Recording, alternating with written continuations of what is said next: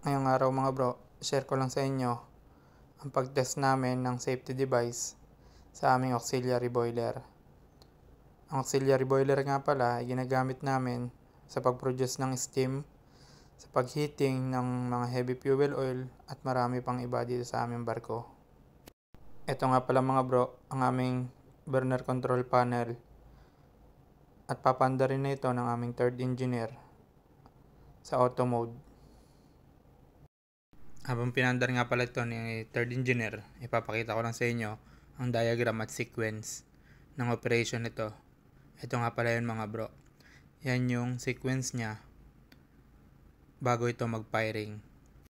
Bali kung makikita nyo mga bro, sa display, gumana na ang first air pan at secondary air pan. Yan makikita nyo mga bro sa display. Tapos, after nyan, magsusupply naman ng diesel oil pump. Tapos magpa-firing na mga bro. Ayan na. Tapos, huhugutin lang natin ang flame eye sensor para matesting ang safety device nito.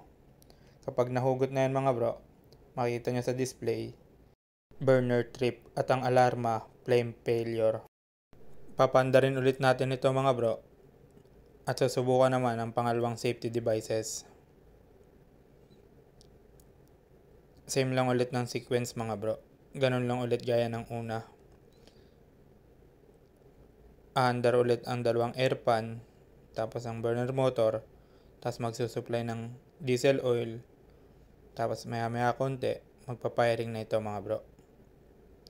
Makikita nyo sa display, sa loob ng parang bilog na yan na may kulay blue, umapoy na. May dalawa tayong globe valve na sasaraduhan dito mga bro. Dahil ang itetest nga natin ay water low level trip. Tapos i-drain natin ang laman ng tubig na ito. Kapag nasaraduhan na natin yan, dahil yan ang supply ng tubig, bubuksan natin yung drain sa ilalim. Yan yung mga bro.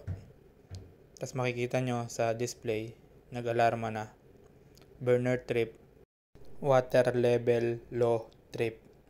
Yan yung alarma niya mga bro.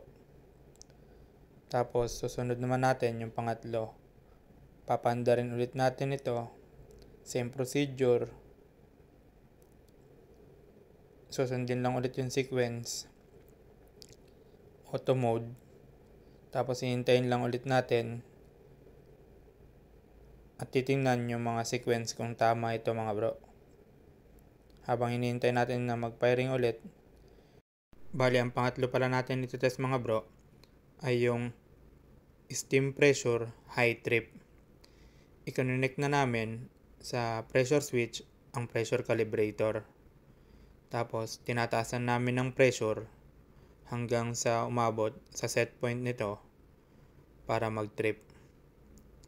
Ang kailangan nga pala nito na pressure para mag-trip 10.5 bar para mag-trip at mag-alarma ang steam pressure high trip. Medyo malapit na. Ganyan lang pala ang pag-adjust dyan sa pressure calibrator. Ayan, umabot na sa 10.5 bar. Ayan na, makikita nyo sa display mga bro. Nag-alarma na. Nag-trip na ulit. Ito nga pala mga bro ang aming auxiliary boiler. Camrim nga pala ang brand dito mga bro. Shinare ko lang ang mga ginagawa namin dito sa aming barko mga bro. Kung paano kami nagtitest ng safety devices dito sa aming auxiliary boiler. Sana makatulong.